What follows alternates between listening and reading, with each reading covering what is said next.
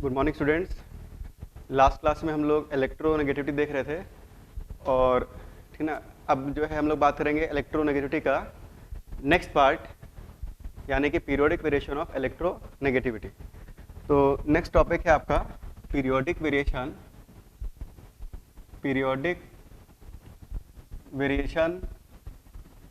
Of electronegativity side. ठीक, अब देखो पिछले क्लास में हमने क्या देखा था इलेक्ट्रोनेगेटिविटी में, कि इलेक्ट्रोनेगेटिविटी क्या है। किसी कोवेलेंट बॉन्ड में इलेक्ट्रॉन पेयर को अपनी तरफ अट्रैक्ट करने की जो टेंडेंसी है उसको हम बोलते हैं इलेक्ट्रोनेगेटिविटी।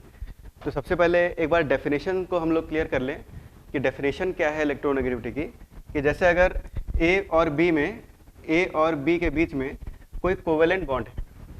अच्छा, अगर मैं क्वेश्चन पूछूं आपसे कि what is a covalent bond, तो कोवेलेंट बॉन्ड क्या होता है?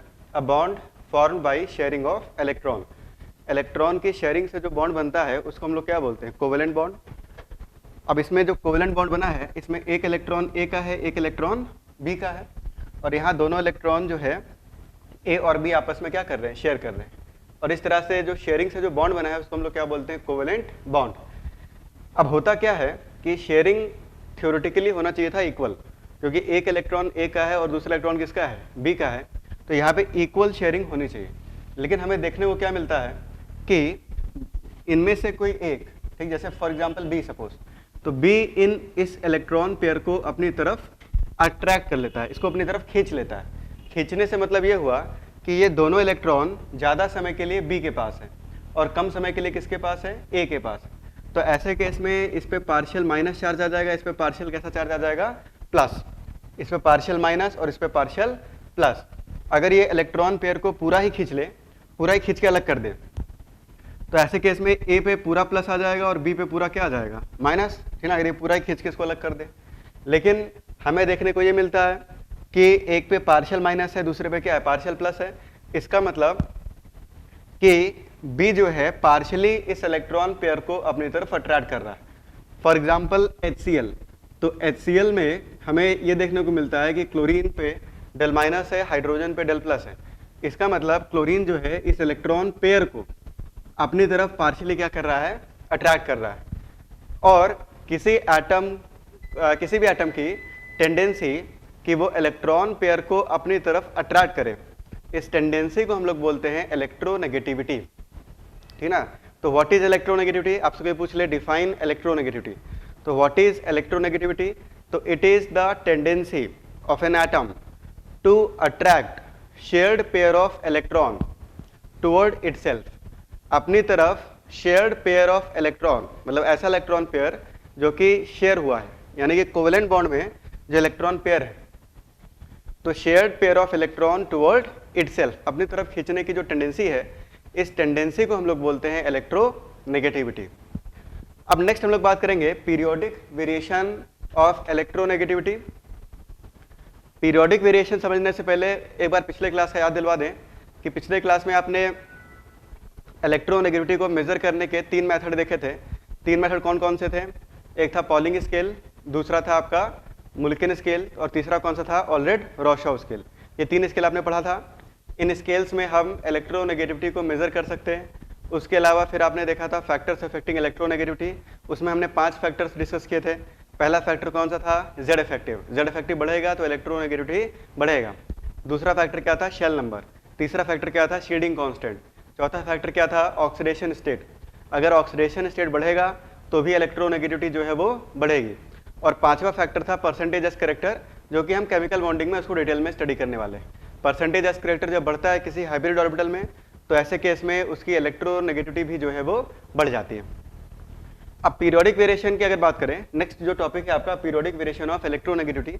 तो पीरियोडिक वेरिएशन की अगर बात करें तो मेरा क्वेश्चन आपसे ये है कि लेफ्ट टू राइट मूव करने पर, जब हम लेफ्ट टू राइट मूव करते हैं अलोंग अक्रॉस अ पीरियड, तो जेड इफेक्टिव घटता है या जेड इफेक्टिव बढ़ता है? तो जो जेड इफेक्टिव है वो क्या होता है? बढ़ता है। और कितनी वैल्यू से बढ़ता है? बाई 0.65। तो क्योंकि जेड इफेक्टिव 0.65 वैल्यू से इंक्रीज कर रहा है, इस कारण से अब जेड इफेक्टिव अगर बढ़ेगा तो एटम जो है वो इलेक्ट्रॉन पेयर को अपनी तरफ मोर स्ट्रांगली क्या करेगा? अट्रैक्ट करेगा। तो उसका जो इलेक्ट्रोनेगेटिविटी है वो बढ़ जाएगा।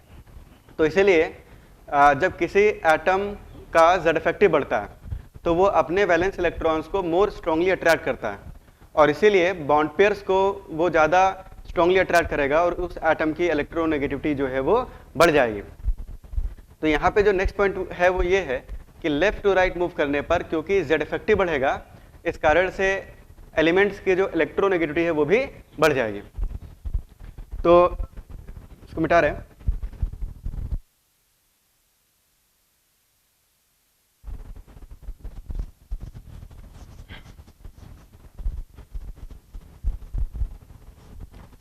तो इसमें नेक्स्ट पॉइंट ये है कि एक पीरियड में जब हम मूव करेंगे अक्रॉस द पीरियड, तो अक्रॉस द पीरियड मूव करने पर आपका जो Z इफेक्टिव है वो बढ़ेगा और इस कारण से इलेक्ट्रोनेगेटिविटी भी बढ़ जाएगी।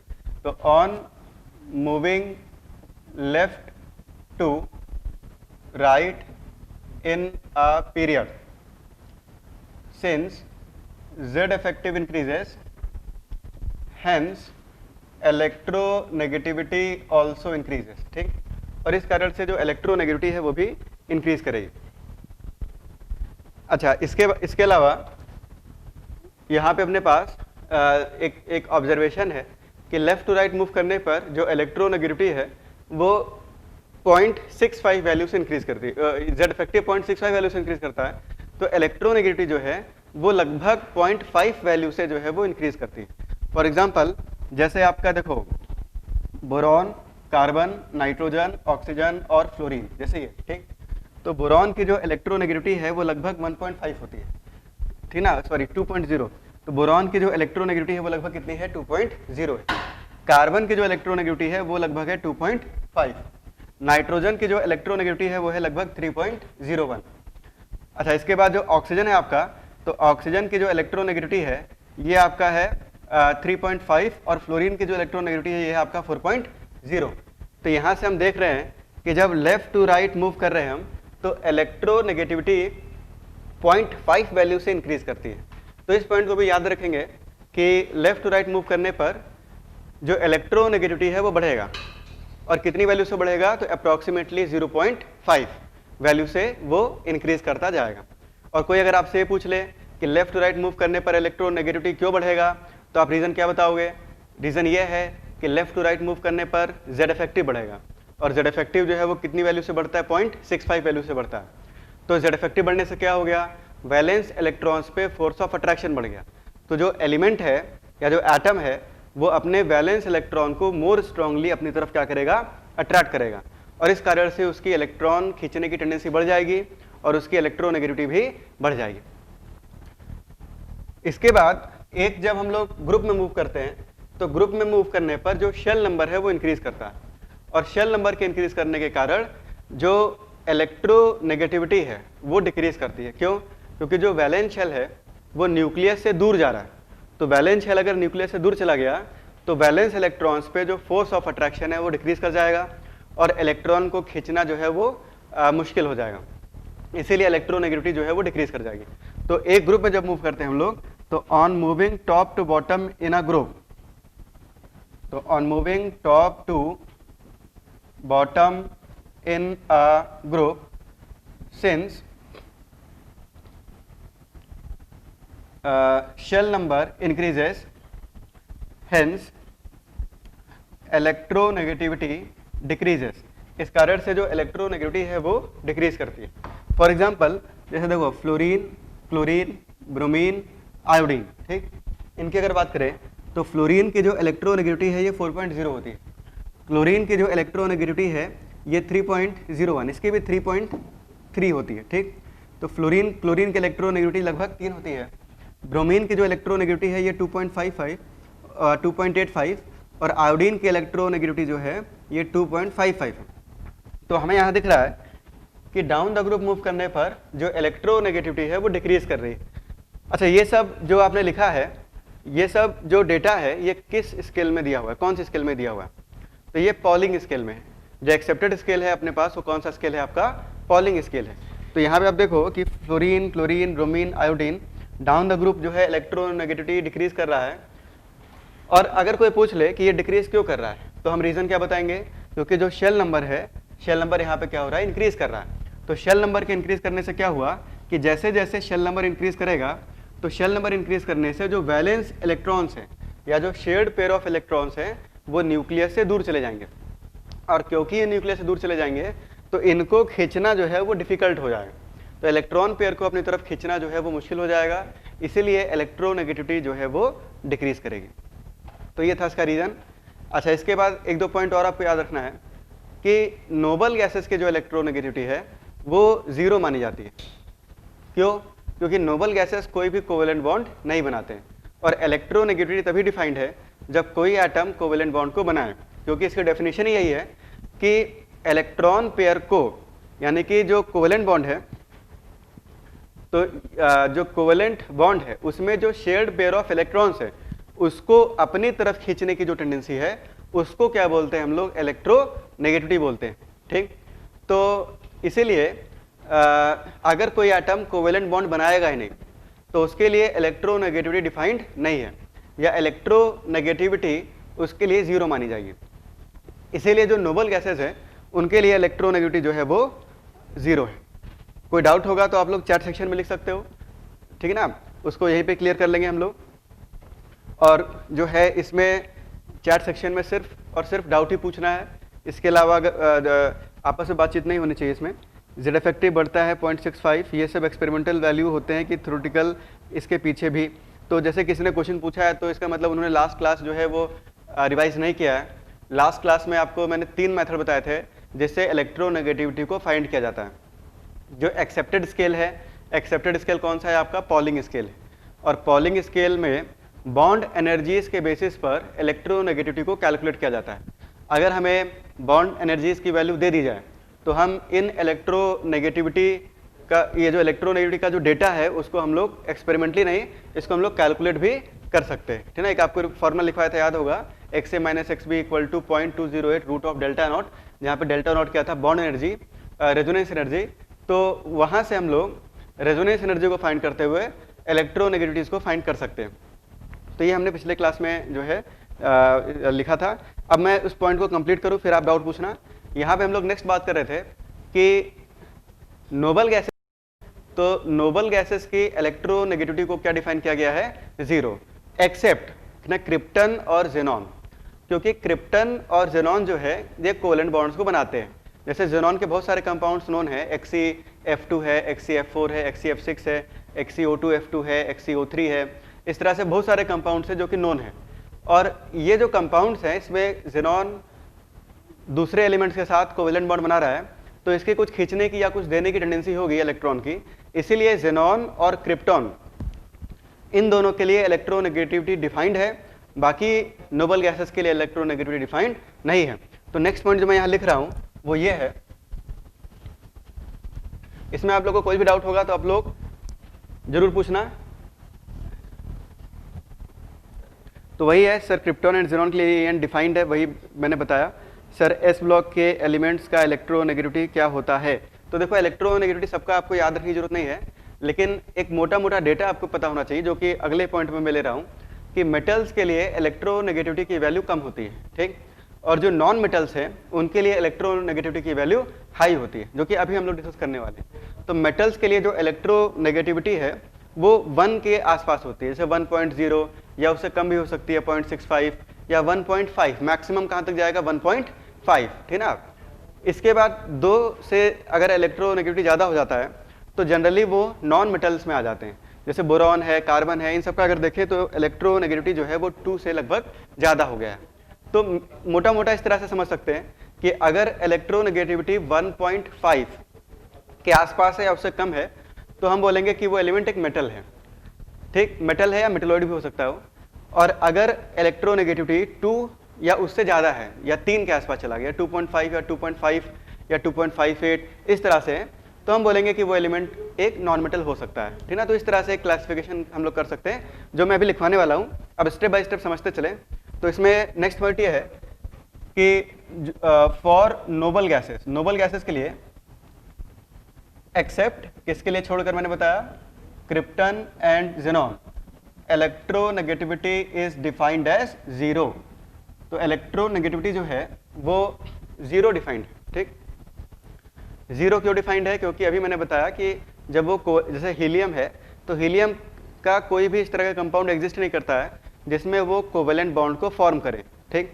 इस तरह का कोई स्टेबल कंपाउंड नहीं है अपने पास, तो हम जो है उसकी इलेक्ट्रोनेगेटिविटी को मेजर नहीं कर सकते और उसकी इलेक्ट्रॉन खींचने की जो टेंडेंसी है उसको हम लोग क्या मानते हैं? जीरो मानते हैं। इसके बाद कुछ पॉइंट्स आपको और याद रखने हैं। इलेक्ट्रोनेगेटिविटी का कुछ डेटा आपको लिखवाया था मैंने, ठीक है। अगर मैं पूछूं आपसे कि फ्लोरीन की इलेक्ट्रोनेगेटिविटी कितनी है, ठीक है, लिखवाया था आप लोगों को कि some important electronegativity data to be remembered, वो हमने को याद होना चाहिए क्योंकि कुछ क्वेश्चन ऐसे होंगे जिसमें अगर वो डेटा याद है तो ही वो क्वेश्चन सॉल्व होता है, अदरवाइज क्वेश्चन सॉल्व नहीं होता। तो जैसे फ्लोरीन है तो फ्लोरीन का इलेक्ट्रोनेगेटिविटी कितना होता है? 4.0, ये बिल्कुल याद होना चाहिए। क्लोरीन का कितना होता है? तो 3.01, ये भी याद होना चाहिए। ऑक्सीजन का कितना होता है? 3.5। तो क्योंकि लेफ्ट टू राइट इलेक्ट्रोनेगेटिविटी बढ़ता है और टॉप टू बॉटम इलेक्ट्रोनेगेटिविटी जो है वो घटता है, इस कारण से सबसे ज्यादा जो इलेक्ट्रोनेगेटिव एलिमेंट है पूरे पीरियोडिक टेबल में वो है फ्लोरीन, ठीक है ना। तो नेक्स्ट पॉइंट इसमें यह है कि most electronegative element in the periodic table, तो most electronegative element in the periodic table, अगर कोई पूछ ले तो आप क्या बताओगे? फ्लोरीन, ठीक, सही आंसर बता रहे हैं लोग, फ्लोरीन। और फ्लोरीन का जो इलेक्ट्रोनेगेटिविटी है ये होता है 4.0, तो पॉलिंग स्केल में, तो ये भी आपको पता होना चाहिए। इसके अलावा देखो आपने मुलिकन स्केल और ऑलरेड रोशाव स्केल भी पढ़ा है। अगर फ्लोरीन का आयोनाइजेशन एनर्जी दे दें और फ्लोरीन का इलेक्ट्रॉन एफिनिटी दे दें तो पॉलिंग स्केल में आप इलेक्ट्रोनेगेटिविटी कैसे फाइंड करोगे?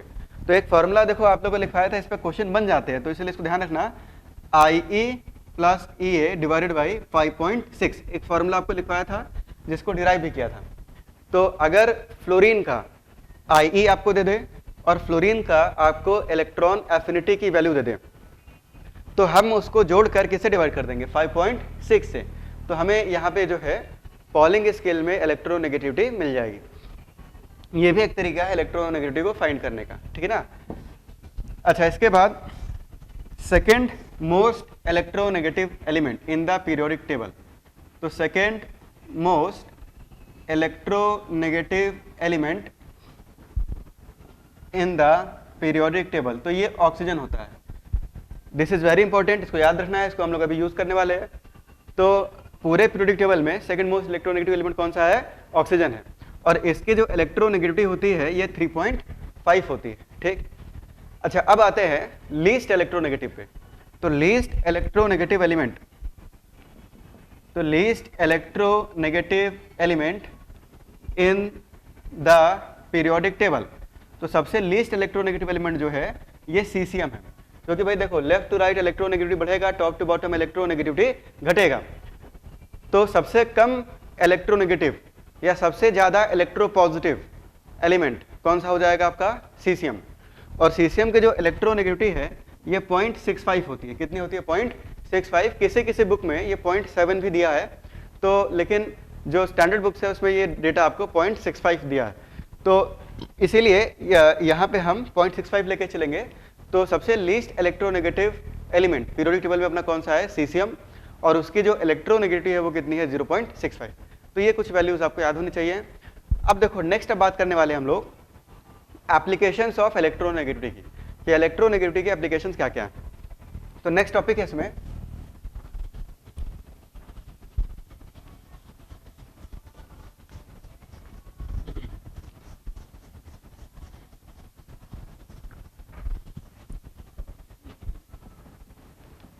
Applications of electronegativity.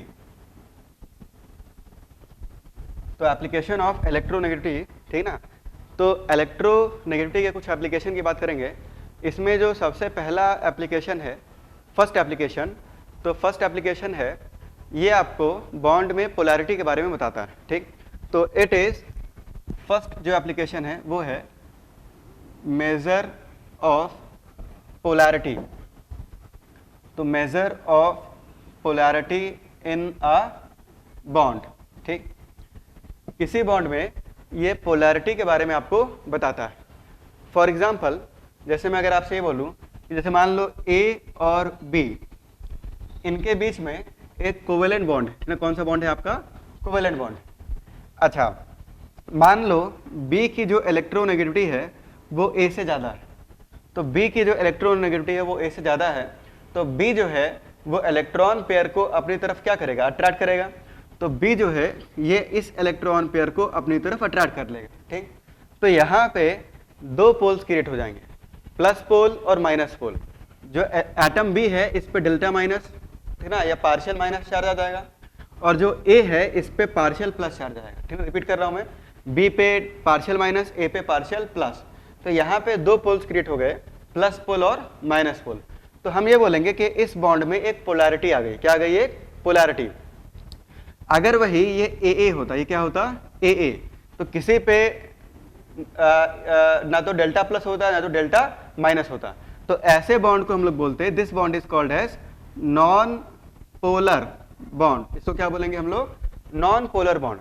मतलब इस बॉन्ड में कोई पोलैरिटी नहीं है, लेकिन अगर A और B इन दोनों के बीच में इलेक्ट्रोनेगेटिविटी का डिफरेंस है, तो ऐसे केस में A और B के ऊपर प्लस और माइनस चार्ज आ जाएगा, ठीक ना, पार्शियल प्लस और पार्शियल माइनस।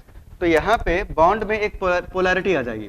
तो ऐसे बॉन्ड को हम लोग बोलेंगे पोलर बॉन्ड। क्या बोलेंगे हम लोग?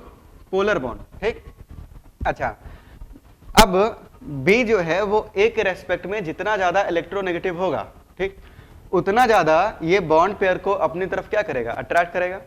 फिर से रिपीट कर रहा हूं मैं, B जो है वो A के रेस्पेक्ट में जितना ज्यादा इलेक्ट्रोनेगेटिव होगा, ठीक ना, B जो है वो A से जितना ज्यादा इलेक्ट्रोनेगेटिव होगा, ये इस इलेक्ट्रॉन पेयर को अपनी तरफ उतना ज्यादा अट्रैक्ट करेगा, और उसके ऊपर जो डेल्टा माइनस है वो उतना बढ़ेगा, और इसके ऊपर डेल्टा प्लस भी उतना बढ़ जाएगा। यानी बॉन्ड में जो पोलैरिटी है वो भी बढ़ जाएगी। तो मैं यहां से लिख सकता हूं कि जो बॉन्ड में पोलैरिटी होती है, पोलैरिटी इन अ बॉन्ड, ठीक, बॉन्ड के अंदर जो पोलैरिटी है it is directly proportional to electronegativity difference. ठीक, डेल्टा EN, डेल्टा मतलब डिफरेंस, तो इलेक्ट्रोनेगेटिविटी का जो डिफरेंस है, ठीक, इसके डायरेक्टली प्रोपोर्शनल होगा पोलैरिटी इन अ बॉन्ड, है ना। किसी बॉन्ड में जो दो एटम्स हैं उनके बीच में इलेक्ट्रोनेगेटिविटी का डिफरेंस जितना ज़्यादा होगा, ठीक, जो डेल्टा प्लस और डेल्टा माइनस है उसका मैग्नीट्यूड भी उतना ज़्यादा होगा, तो इस कारण से बॉन्ड में जो पोलैरिटी है वो भी उतनी ज़्यादा आपको मिलेगी। जैसे मैं अगर एक क्वेश्चन पूछूं, सिंपल सा क्वेश्चन है, HF,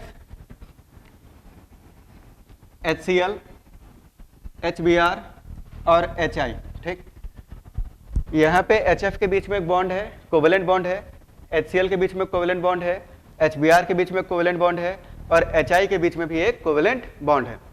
अब इसमें अगर मैं ये पूछूं आपसे कि सबसे ज़्यादा पोलर बॉन्ड इसमें HF, HCl, HBr, HI में किसका है, तो इसका आंसर क्या होगा? ठीक, HF, HCl, HBr और HI में सबसे ज़्यादा जो पोलर बॉन्ड है वो किसका है? तो देखो, हाइड्रोजन की जो इलेक्ट्रोनेगेटिविटी है वो कितनी है? 2.1। ये आपको मैंने लिखवाया था, इस डेटा को याद रखना है, पिछले क्लास में डेटा कुछ लिखवाए थे आपको।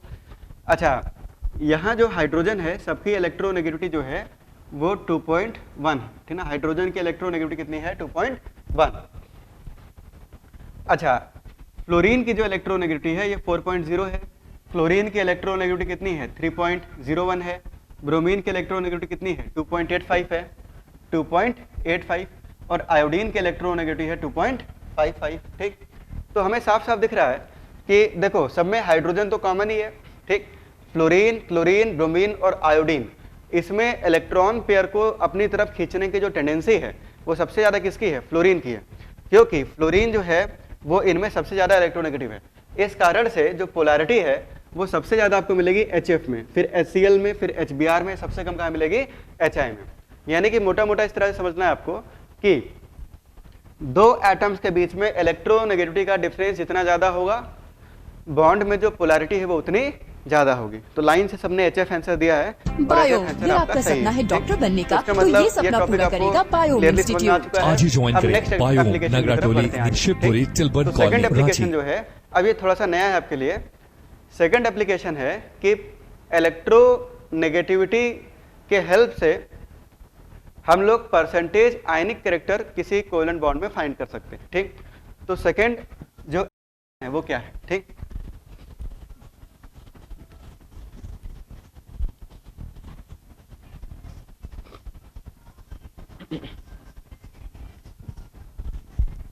तो इसमें देखो सेकंड एप्लीकेशन जो है आपका सेकंड, ठीक, वो है कैलकुलेशन ऑफ, ठीक। तो calculation of percentage ionic character,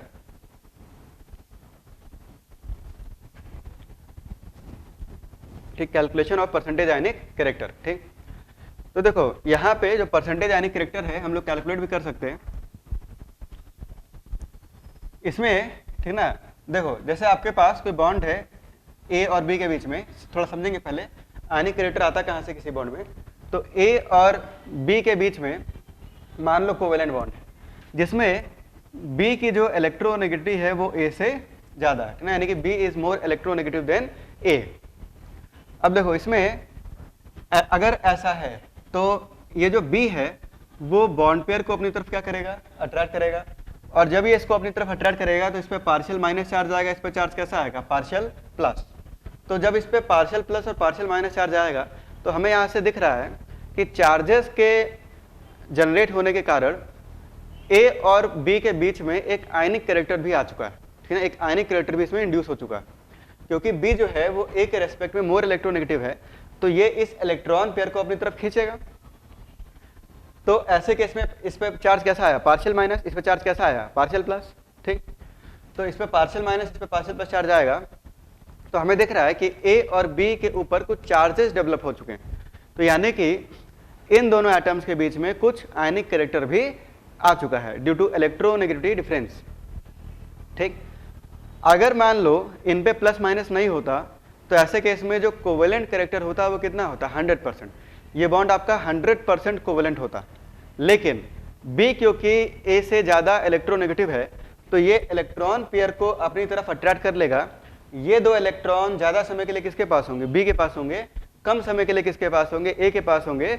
इस कारण से इस पे माइनस चार्ज आएगा, इस पे प्लस चार्ज आएगा, और due to the generation of charges there is some ionic character, यहाँ पे कुछ आयनिक कैरेक्टर जो है इस बॉन्ड में इंड्यूस हो जाएगा। अगर मान लो ये इस इलेक्ट्रॉन पेयर को खींच के इससे निकाल ही दे और खींच के लेके अलग हो जाए, तो इस पे पूरा ए प्लस आ जाएगा, इस पे क्या आएगा, बी माइनस, और ऐसे केस में ये 100% क्या हो जाएगा, आयनिक, 100% क्या हो जाएगा, आयनिक हो जाएगा। तो इसका मतलब ये है कि इलेक्ट्रोनेगेटिविटी डिफरेंस के कारण यहाँ पे कुछ परसेंटेज आयनिक कैरेक्टर जो है वो आ चुका है। और एक चीज और यहाँ से हम देख सकते हैं कि जो परसेंटेज आयोनिक कैरेक्टर होगा, परसेंटेज आयनिक कैरेक्टर, वो इलेक्ट्रोनेगेटिविटी डिफरेंस के डायरेक्टली प्रोपोर्शनल होगा, है ना। क्यों होगा, क्योंकि बी जो है वो ए के रेस्पेक्ट में जितना ज्यादा इलेक्ट्रोनेगेटिव होगा, ये इलेक्ट्रॉन पेयर को उतना ज्यादा अपनी तरफ अट्रैक्ट करेगा, इस पे उतना ही ज्यादा पार्शियल माइनस चार्ज आएगा और इस पे उतना ही ज्यादा पार्शियल प्लस चार्ज आएगा। तो यहाँ पे क्योंकि इन दोनों पे चार्जेस की वैल्यू बढ़ जाएगी, इसीलिए इस बॉन्ड में जो आयनिक कैरेक्टर है वो बढ़ जाएगा और जो कोवेलेंट कैरेक्टर है वो घट जाएगा, ठीक ना। तो दो एटम के बीच में इलेक्ट्रोनेगेटिविटी का जो डिफरेंस है वो जितना ज्यादा होगा, उस बॉन्ड में आयोनिक कैरेक्टर भी उतना ज्यादा होगा, ठीक। अब यहाँ पे एक फॉर्मूला दिया गया है, ठीक ना। दो साइंटिस्ट हैं, हैने स्मिथ, तो दोनों ने एक फॉर्मूला भी यहाँ डिराइव करके दिया हुआ है, तो वो फॉर्मूला भी मैं लिख रहा हूँ और उसको याद भी रखना है क्योंकि इस पर क्वेश्चन आता है। तो यहाँ पे एक फॉर्मूला है, इसको बोलते हैं हैने स्मिथ इक्वेशन। तो हैने स्मिथ इक्वेशन, तो हैने स्मिथ इक्वेशन से आप किसी भी बॉन्ड में परसेंटेज आयनिक कैरेक्टर को कैलकुलेट भी कर सकते हो। जैसे कि अगर मैं पूछूं आपसे कि जैसे पहले फॉर्मूला यहाँ पे बता दूं आपको कि जो परसेंटेज आयनिक कैरेक्टर है, percentage ionic character it is equal to, ठीक, 16 into delta X plus 3.5 delta X का स्क्वायर मॉड ऑफ, यहाँ पे डेल्टा एक्स क्या चीज है, तो डेल्टा एक्स जो है ये है आपका इलेक्ट्रोनेगेटिविटी का डिफरेंस। तो ये आपका इलेक्ट्रोनेगेटिविटी का डिफरेंस है और ये आपका इलेक्ट्रोनेगेटिविटी का डिफरेंस का स्क्वायर है, ठीक। तो जो परसेंटेज आयनिक कैरेक्टर है it is equal to 16 into delta X plus 3.5 into delta X का स्क्वायर।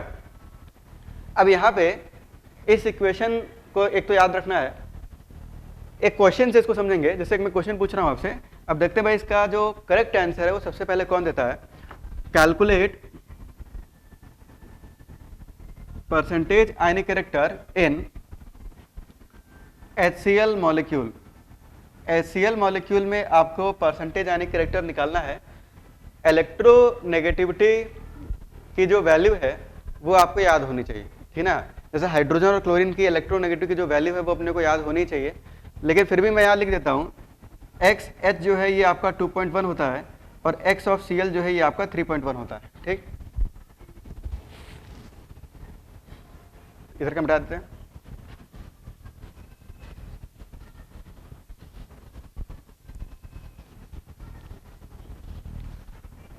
तो इसमें सीधा आपको फॉर्मूला लगाना है। तो फॉर्मूला अगर लगाए हम तो देखो परसेंटेज आयनिक कैरेक्टर जो है it is equal to 16 mod of delta X. Delta X मतलब इलेक्ट्रोनेगेटिविटी का डिफरेंस, ठीक, प्लस 3.5 इंटू डेल्टा एक्स का स्क्वायर। तो इसमें हमें दिख रहा है कि 16 यहाँ पे डेल्टा एक्स, तो डेल्टा एक्स जो है mod of 2.1 minus 3.1 plus 3.5 2.1 minus 3.1 का स्क्वायर। तो यहाँ से साफ साफ दिख रहा है 2.1 माइनस 3.1, तो ये वैल्यू कितनी आ जाएगी, 1 आ जाएगी। तो यहाँ पे 16 इंटू 1। अब ये ध्यान रखना कि यहाँ मॉडुलस लगा, यहाँ क्या लगा हुआ है, मॉडुलस। मॉडुलस मतलब अगर नेगेटिव साइन है तो उसको पॉजिटिव कर देना। तो यहाँ पे अपने पास जो है ये +1 हो जाएगा, ठीक ना, +1 प्लस 3.5 इंटू -1 का स्क्वायर। तो यहाँ से अपने पास 16 प्लस 3.5, तो ये वैल्यू आ जाएगी 19.5। क्या आएगी, 19.5। तो वेरी गुड भाई, सबका सही आंसर आ रहा है 19.5%, ठीक ना, बिल्कुल सही आंसर है।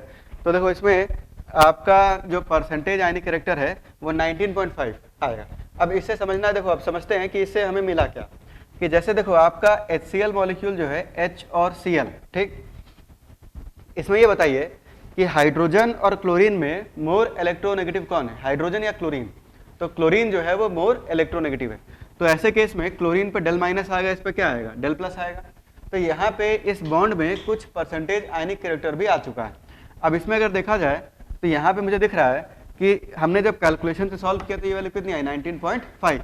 इसका मतलब कि इस बॉन्ड में लगभग 20% जो कैरेक्टर है वो आयनिक कैरेक्टर है, ठीक ना। कितना परसेंट, लगभग 20%। 19.5 को लगभग कितना लिख रहा हूँ, 20। और 80% जो है वो कैसा कैरेक्टर है, कोवैलेंट कैरेक्टर। तो यहाँ पे लगभग 20% कैरेक्टर आयनिक है और 80% जो कैरेक्टर है वो कोवैलेंट कैरेक्टर है, ठीक। एक क्वेश्चन मैं यहाँ पे और उठा रहा हूँ, ठीक ना। तो यहाँ पे क्वेश्चन है, इसको मिटाते हैं। तो सही आंसर है आप लोगों का, सही आंसर दिया।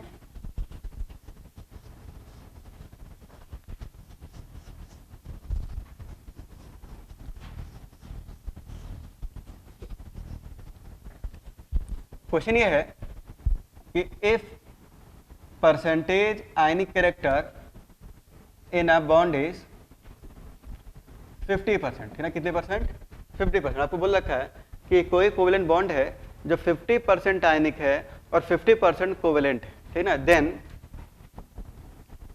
Find electronegativity difference, electronegativity difference. आपको इलेक्ट्रोनेगेटिविटी का डिफरेंस यहाँ पे फाइंड करना है, ठीक। तो देखो यहाँ पे जो इसको सॉल्व करेंगे तो यहाँ पे क्वाड्रेटिक इक्वेशन आपको सॉल्व करनी पड़ेगी, ठीक ना। तो क्वाड्रेटिक इक्वेशन जब सॉल्व करेंगे, ये चैट सेक्शन ऑफ हो गया है। तो यहाँ पे जो इलेक्ट्रोनेगेटिविटी जो डिफरेंस है आपका, तो देखो ये कितना दिया हुआ है आपको, आयनिक कैरेक्टर 50%। तो 50% में जो परसेंटेज आयनिक कैरेक्टर है it is equal to 16 into delta X plus 3.5 delta X का स्क्वायर। अच्छा यहाँ मॉड हटा रहा हूँ मैं, तो हमें ये पता होना चाहिए कि डेल्टा एक्स की वैल्यू पॉजिटिव ही आनी चाहिए, नेगेटिव वैल्यू नहीं आनी चाहिए, ठीक, क्योंकि यहाँ मॉड लगा हुआ था। अच्छा परसेंटेज आयनिक कैरेक्टर यहाँ पे कितना दिया हुआ है, 50%, ठीक। यहाँ पे आंसर दिखेगा नहीं, ऑफ हो गया है। तो ये अपने पास कितना हो गया, 50%। तो 50% जो है 50 वैल्यू दी हुई है आपको, तो ये हो गया 50 equal to 16 into delta X. तो डेल्टा एक्स आपको फाइंड करना है, प्लस 3.5 इंटू डेल्टा एक्स का स्क्वायर, ठीक। तो इसको हमने क्या किया कि इसको थोड़ा सा रीअरेंज करेंगे इस इक्वेशन को। तो यहाँ पे मेरे पास 3.5 इंटू डेल्टा एक्स का square plus 16 into delta X minus 50 equal to 0। तो यहाँ में दिख रहा है कि जो आपका डेल्टा एक्स है, ठीक है, डेल्टा एक्स में एक क्वाड्रेटिक इक्वेशन हमें यहाँ मिल रही है। तो क्वाड्रेटिक इक्वेशन को क्या मिल रही है, और आपको पता है कि क्वाड्रेटिक इक्वेशन के रूट्स आप या सोल्यूशन कैसे फाइंड करते हो आप। तो यहाँ पे जो है एक्स की जो वैल्यू आती है वो आपको याद होगा minus B plus minus under root B square minus 4ac divided by 2a, ठीक। इस तरह से हम लोग किसी भी क्वाड्रेटिक इक्वेशन के जो सोल्यूशन है वो फाइंड कर सकते हैं। इसमें माइनस में हटा रहा हूँ, माइनस क्यों, क्योंकि हमें पता है डेल्टा एक्स की वैल्यू पॉजिटिव आनी चाहिए, क्योंकि मॉडुलस को हमने यहाँ पे हटाया है। तो यहाँ पे अगर देखा जाए तो डेल्टा एक्स की जो वैल्यू होगी तो माइनस बी यानी माइनस 16, तो माइनस 16 प्लस, माइनस क्यों नहीं लिखा, क्योंकि अगर यहाँ माइनस लिखेंगे तो वैल्यू नेगेटिव आ जाएगी, नेगेटिव वैल्यू नहीं आनी चाहिए।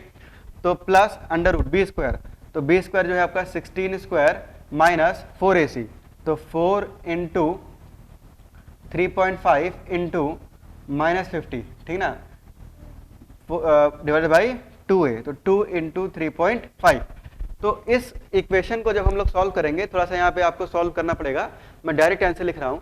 तो यहाँ पे जो डेल्टा एक्स की वैल्यू है ये आपको 2.1 मिलती है। कितनी मिलती है, 2.1, यानी कि दो एटम्स के बीच में अगर इलेक्ट्रोनेगेटिविटी का डिफरेंस 2.1 है तो ऐसे केस में हम लोग बोलेंगे कि जो परसेंटेज आयनिक कैरेक्टर है वो कितना है, 50%। अगर इलेक्ट्रोनेगेटिविटी का डिफरेंस 2.1 से ज्यादा है तो हम ये बोलेंगे कि उस बॉन्ड में परसेंटेज आयनिक कैरेक्टर 50% से ज्यादा है। और अगर इलेक्ट्रोनेगेटिविटी का डिफरेंस जो है वो 2.1 से कम है तो हम ये बोलेंगे कि जो परसेंटेज आयनिक कैरेक्टर है वो 50% से कम है। तो इस क्वेश्चन से हमें काफी कुछ समझ में आया। किसी ने आंसर दिया 29/14, तो ऐसा नहीं है, यहाँ पे ये आपको एक क्वाड्रेटिक इक्वेशन सॉल्व करनी है। तो यहाँ पे देखो डेल्टा एक्स की जो वैल्यू है ये अपने पास कितनी आ रही है, 2.1। तो मैं फिर से रिपीट कर दे रहा हूँ कि अगर डेल्टा एक्स 2.1 है, जो कि आपने अभी फाइंड किया, ठीक, तो डेल्टा एक्स अगर 2.1 है तो ऐसे केस में जो परसेंटेज आयनिक कैरेक्टर होगा वो कितना मिलेगा आपको, 50% मिलेगा, ठीक। अगर डेल्टा एक्स की वैल्यू 2.1 से ज्यादा है तो ऐसे केस में जो परसेंटेज आयनिक कैरेक्टर है वो 50% से ज्यादा होगा। और अगर डेल्टा एक्स की वैल्यू 2.1 से कम है तो ऐसे केस में परसेंटेज आयनिक कैरेक्टर जो होगा वो 50% से कम हो जाएगा, क्योंकि अभी आपने पढ़ा कि जब डेल्टा एक्स तो जो परसेंटेज आयनिक कैरेक्टर है वो भी बढ़ता है, ठीक। तो यहाँ से इस तरह के क्वेश्चन भी इसमें बन जाते हैं। आगे बढ़ते हैं। तो ये थे दो एप्लीकेशन। पहला एप्लीकेशन आपने देखा पोलरिटी इन अ बॉन्ड, दूसरा एप्लीकेशन आपने देखा calculation of percentage ionic character, तीसरा एप्लीकेशन जो है वो है मेटालिक कैरेक्टर। तो थर्ड एप्लीकेशन पे आते हैं।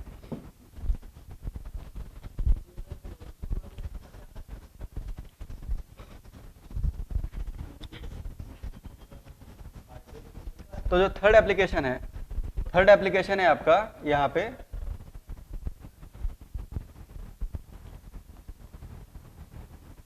Metallic character.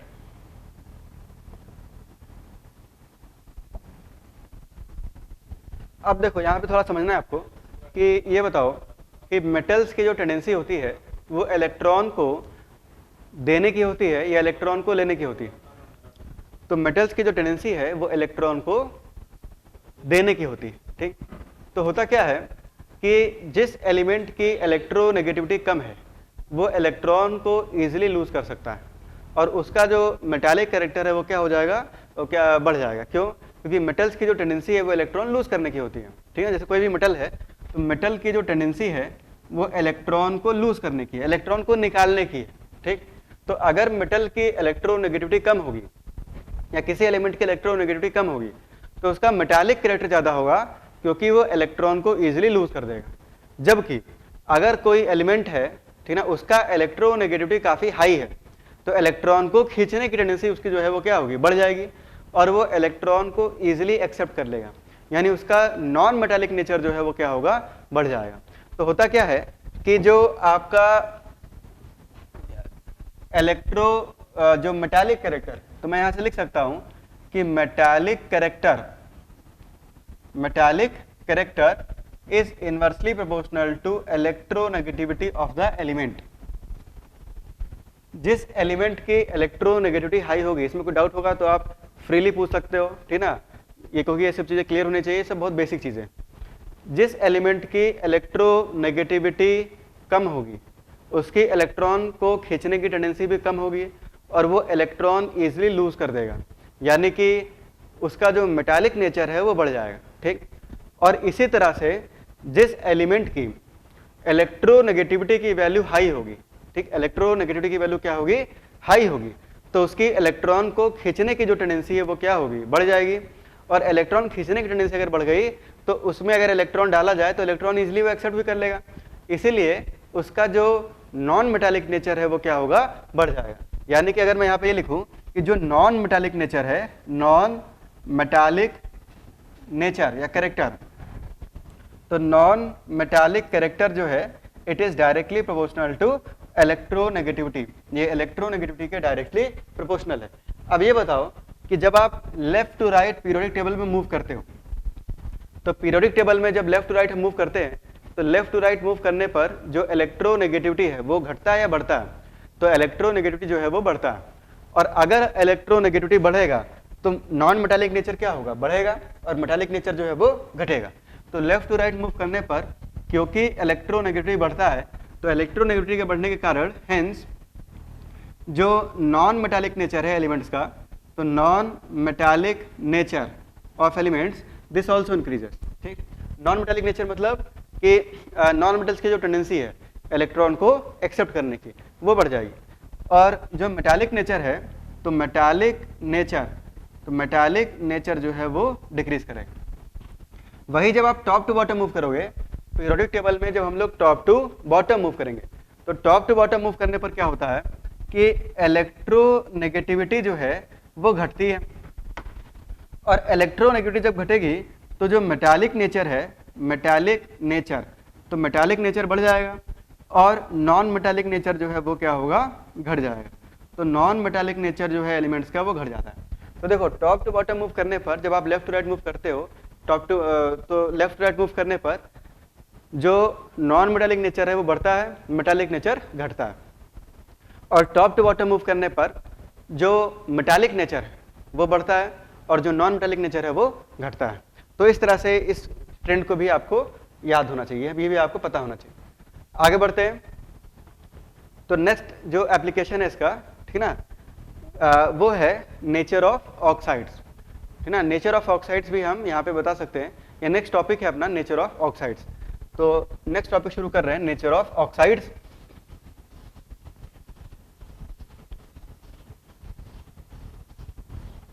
जैसा अगर मैं पूछूं आपसे, इसी में क्वेश्चन पूछ लें, ठीक ना, इसको थोड़ा सा क्लेरिफाई करने के लिए कि बोरॉन, कार्बन, नाइट्रोजन, ऑक्सीजन और फ्लोरीन, इसमें सबसे ज़्यादा नॉन मेटालिक नेचर किसका है? तो सबसे ज़्यादा जो नॉन मेटालिक है, नॉन मेटालिक, वो कौन सा है आपका? फ्लोरीन। और इसी तरह से मैं पूछूं आपसे कि lithium, sodium, potassium, rubidium, caesium, इसमें सबसे ज़्यादा मेटालिक नेचर किसका है? तो सबसे ज़्यादा जो मेटालिक नेचर है वो किसका है? सीसियम का है। तो सीसियम का जो मेटालिक नेचर है, मेटालिक नेचर वो सबसे ज़्यादा है। तो देखो डाउन द ग्रुप मूव करने पर जब हम ऊपर से नीचे आएंगे पीरियोडिक टेबल में तो मेटालिक नेचर बढ़ेगा, और जब हम लेफ्ट टू राइट मूव करेंगे पीरियोडिक टेबल में तो नॉन मेटालिक नेचर बढ़ेगा, ठीक ना, ये हमें याद होना चाहिए। ठीक, आगे बढ़ते हैं। नेक्स्ट और इम्पॉर्टेंट टॉपिक जो है आपका वो है नेचर ऑफ ऑक्साइड्स। तो नेचर ऑफ ऑक्साइड्स, ठीक, नेचर ऑफ ऑक्साइड्स पे कई बार क्वेश्चन आया है, तो इस टॉपिक को ध्यान से समझेंगे। और ये बहुत ही बेसिक टॉपिक भी है अपने केमिस्ट्री का, क्योंकि जब आगे हम रिएक्शंस की बात करते हैं, केमिकल रिएक्शंस की, तो ऑक्साइड्स का जब नेचर पता है तो ऑक्साइड्स की रिएक्शन समझना जो है वो आसान हो जाती है। तो ऑक्साइड्स जो हैं, सबसे पहले बात करें व्हाट आर ऑक्साइड्स। ऑक्साइड्स क्या हैं? तो binary compound of oxygen are called as oxides. तो व्हाट आर ऑक्साइड्स? तो binary compound of oxygen are called as oxides,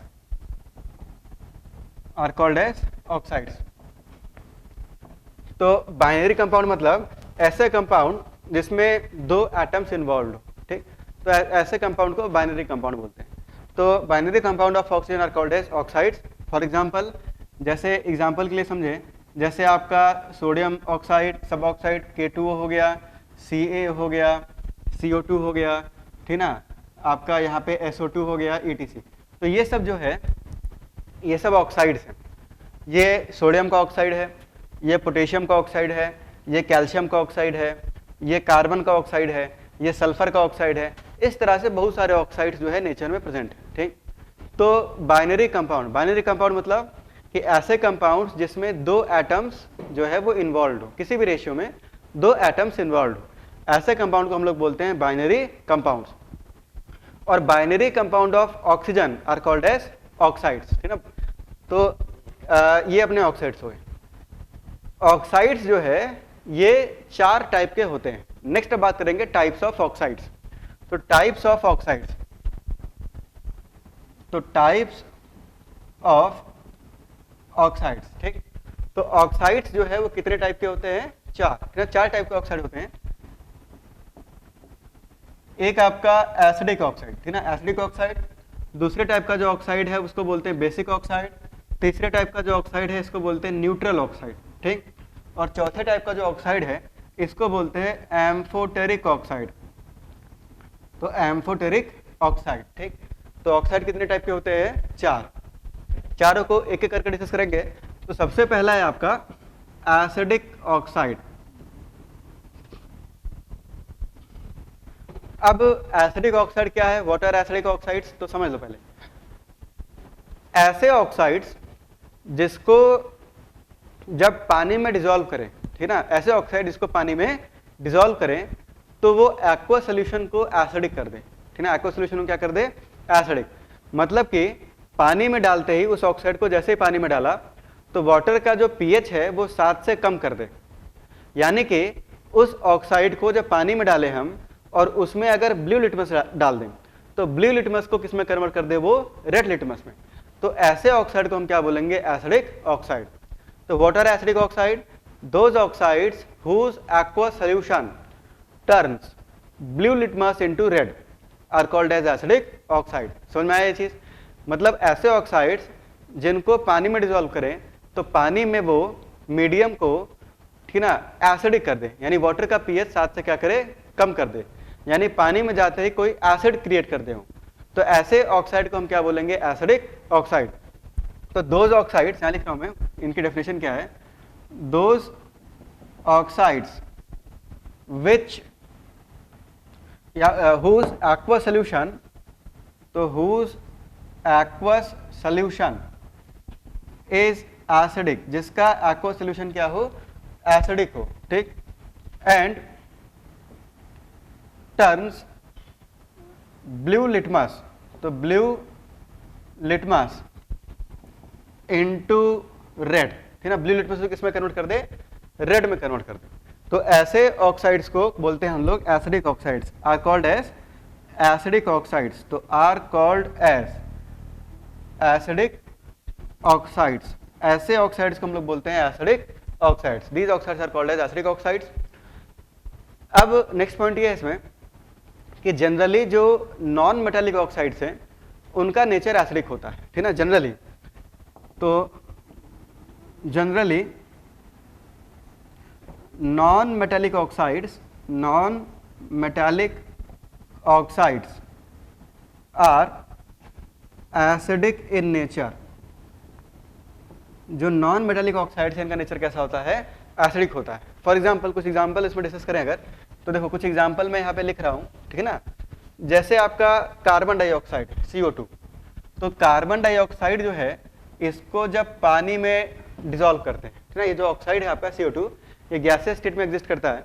तो CO2 को जैसे ही पानी में हम लोग डाल दें तो पानी में जाते ही ये H2CO3 बनाता है। क्या बनाता है? H2CO3। H2CO3 को कार्बोनिक एसिड बोलते हैं। क्या बोलते हैं इसको? Carbonic acid. तो भाई CO2 जैसे ही पानी में जाएगा, पानी में जाते ही ये कार्बोनिक एसिड बनाएगा। कार्बोनिक एसिड आपने खुद ही बोला ये एक एसिड है। तो जब ये एसिड है तो वाटर का पीएच जो है 7 से कम कर देगा, और पीएच जब ये 7 से कम करेगा तो मीडियम को क्या कर देगा? ये एसिडिक। तो इसमें जब हम लोग ब्लू लिटमस डालेंगे तो ब्लू लिटमस किस में कन्वर्ट हो जाएगा? रेड में। तो इसीलिए ये जो आपका ऑक्साइड है, इस ऑक्साइड का एक्वा सोल्यूशन क्या हो जाएगा? एसिडिक। और ऐसा ऑक्साइड जिसका एक्वा सोल्यूशन एसिडिक हो उसको हम क्या बोलेंगे? Acidic oxide. तो इसलिए CO2 क्या है? एक एसिडिक ऑक्साइड है। इसी तरह से जैसे आपका SO2 है, तो SO2 जब पानी में जाता है तो पानी में ये बनाता है H2SO3। H2SO3 को सल्फ्यूरस एसिड बोलते हैं। क्या बोलते हैं इसको? Sulphurous acid. ठीक। इसी तरह से जो SO3 है, सल्फर का एक और ऑक्साइड है SO3। SO3 जब पानी में जाता है तो ये H2SO4 बनाता है। क्या बनाता है? H2SO4। H2SO4 को क्या बोलते हैं हम लोग? Sulphuric acid. अब ये बताओ, SO3 ये भी गैस स्टेट में एग्जिस्ट करता है, तो SO3 जो है इस गैस को जब पानी में डिसॉल्व करेंगे तो पानी में जाते ही ये सल्फ्यूरिक एसिड बनाएगा। और सल्फ्यूरिक एसिड जो है ये एक स्ट्रॉन्ग एसिड है, तो वाटर का जो pH है वो 7 से गिर जाएगा और ये मीडियम को एसिडिक कर देगा। इसलिए इस ऑक्साइड को हम लोग क्या बोलेंगे? Acidic oxide. इसी तरह से एक दो ऑक्साइड की और बात करें, जैसे आपका N2O5 है, जब ये पानी में जाता है तो ये आपका HNO3 बनाता है। HNO3 को नाइट्रिक एसिड बोलते हैं। इसी तरह से आपका जो N2O3 है, तो N2O3 जब पानी में जाता है तो पानी में ये आपका HNO2 बनाता है। इसको नाइट्रस एसिड बोलते हैं। क्या बोलते हैं इसको? Nitrous acid. इसी तरह से आपका जो Cl2O7 है, जब ये पानी में जाता है तो ये HClO4 बनाता है। इसको पर क्लोरिक एसिड बोलते हैं, पर क्लोरिक एसिड। ठीक, ये कुछ रिएक्शंस आपको याद होनी चाहिए। तो ये पर क्लोरिक एसिड हो गया। इसी तरह से आपका जो यहाँ पे P4O10 है, तो P4O10 जब पानी में जाता है तो यहाँ से ये H3PO4 बनाता है। इसको फॉस्फोरिक एसिड बोलते हैं, फॉस्फोरिक एसिड। तो ये फॉस्फोरिक एसिड बनाता है। तो देखो, आपको इस तरह से याद रखना है कि जो नॉन मेटालिक ऑक्साइड है, जैसे कार्बन, सल्फर, अब नॉन मेटल गैस किसको बोलेंगे? जिसकी इलेक्ट्रोनेगेटिविटी क्या हो? हाई हो। तो जो नॉन मेटालिक ऑक्साइड है उनका नेचर कैसा होगा? एसिडिक होगा। कैसा होगा उनका नेचर? एसिडिक। और एक छोटा सा ट्रिक भी बता देता हूं मैं आपको, एक छोटा सा ट्रिक भी है यहाँ पे कि एसिड कौन सा बनाएंगे हम? तो एसिड और ऑक्साइड पे जो ऑक्सीडेशन स्टेट है वो सेम होना चाहिए। ठीक, तो यहाँ पे सल्फर पे 4+, तो यहाँ सल्फर पे क्या है? 4+। ठीक, यहाँ पे कार्बन पे 4+, तो यहाँ भी कार्बन पे ऑक्सीडेशन स्टेट कितना है? 4+। यहाँ पे सल्फर पे 6+, तो यहाँ भी सल्फर पे कितना है? 6+। ये ऑफ हो गया, तो सल्फर पे कितना होगा? 6+। अच्छा, इसी तरह से नाइट्रोजन पे 5+, तो यहाँ भी नाइट्रोजन पे कितना है? Oxidation state 5+। यहाँ 3+, तो यहाँ भी मेरे पास कितना है? 3+। यहाँ पे क्लोरीन पे 7+, तो यहाँ भी क्लोरीन पे कितना है? 7+। यहाँ पे फॉस्फोरस पे 5+, तो यहाँ भी फॉस्फोरस पे कितना है? 5+। तो ऑक्साइड और ऑक्साइड का जो करस्पॉन्डिंग एसिड है उस पे ऑक्सीडेशन स्टेट जो है वो सेम रहना चाहिए। तो इस तरह से हम एसिड्स को भी याद रख सकते हैं, या एग्जाम में हम गलती करने से बच सकते हैं। अगर एसिड कोई कुछ दूसरा दिया है तो हम पहचान भी सकते हैं। तो ये था आपका एसिडिक ऑक्साइड। इसके बाद नेक्स्ट है आपका बेसिक ऑक्साइड। ठीक, तो सेकेंड टाइप का जो ऑक्साइड है, सेकेंड टाइप का जो ऑक्साइड है इसको हम लोग बोलते हैं बेसिक ऑक्साइड। क्या बोलते हैं इसको हम लोग? Basic oxide. तो बेसिक ऑक्साइड किसको बोलेंगे? What are basic oxides? तो ऐसे ऑक्साइड्स, ये स्क्रीन नहीं दिखा रहा है इसमें, ऐसे ऑक्साइड्स जिनको पानी में जब डिसॉल्व करें तो पानी में जाते ही वो मीडियम को बेसिक कर दें। मीडियम क्या कर दें? बेसिक। तो ऐसे ऑक्साइड को हम लोग बोलेंगे बेसिक ऑक्साइड। ठीक, यानी कि ऐसे ऑक्साइड्स जिनके एक्वा सॉल्यूशन में अगर रेड लिटमस को डाला जाए तो वो रेड लिटमस को किस में कन्वर्ट कर दे? ब्लू लिटमस में। तो ऐसे ऑक्साइड को हम लोग क्या बोलेंगे? Basic oxides. तो व्हाट आर बेसिक ऑक्साइड्स? तो देखो डेफिनेशन बिल्कुल वही है, those oxides whose aqua solution is basic ना, aqua solution is basic and turns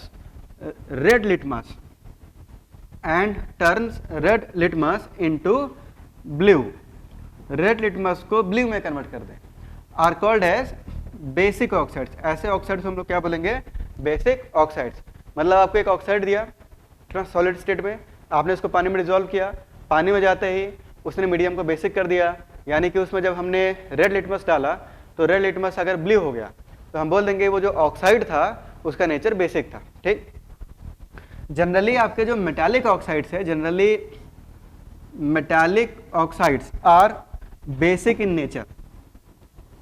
जो मेटालिक ऑक्साइड्स है इनका नेचर कैसा होता है, बेसिक होता है। ठीक है, फॉर एग्जांपल अब कुछ एग्जांपल से इसको समझा जाए, जैसे इसको मिटा रहे हैं,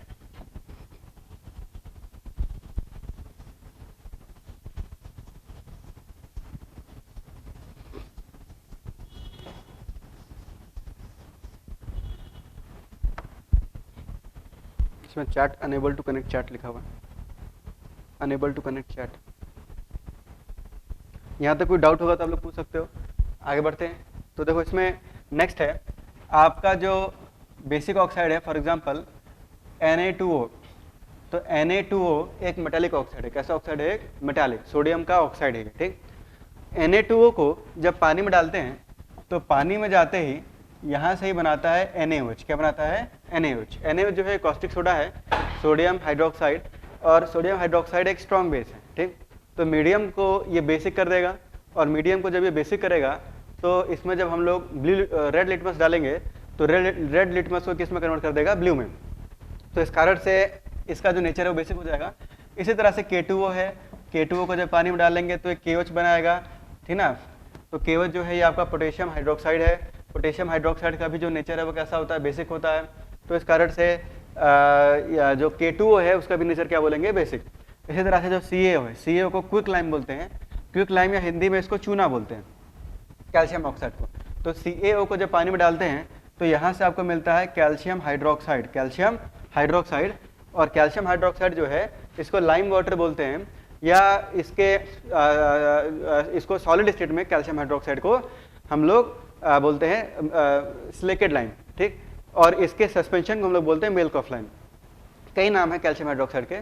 तो कैल्शियम हाइड्रोक्साइड जो है ये भी आपका अल्कलाइन नेचर का होता है, बेसिक नेचर का होता है। ठीक, इसी तरह से आपका जो MgO है, तो MgOH2O के साथ MgOH का होल ट्वाइस मैग्नीशियम हाइड्रोक्साइड बनाएगा।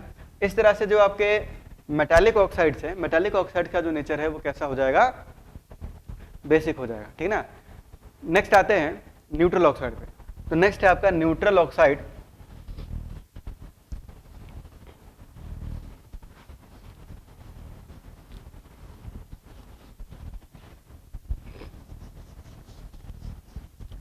तो इसमें जो थर्ड टाइप के ऑक्साइड्स है इनको हम लोग बोलते हैं न्यूट्रल ऑक्साइड्स।